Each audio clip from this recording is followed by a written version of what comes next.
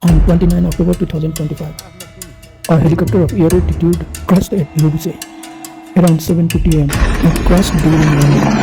It had gone there for rescue. There had been heavy snowfall since last night.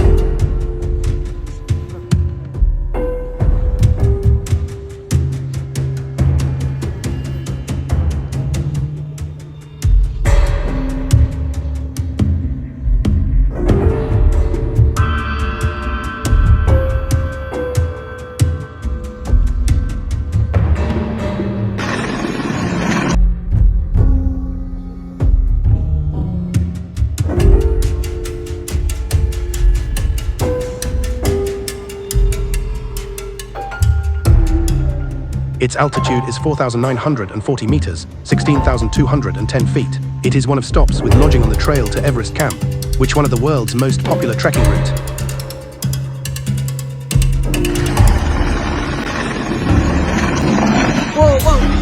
Oh man! Shit! Accident भयो ओहो छिटो जानु पर्यो त्यहाँ शिट ओहो लाग्यो नि मान्छे जानु पर्ने पानी लगेर जानु शिट घरमा चिसो गरेको के गयो नि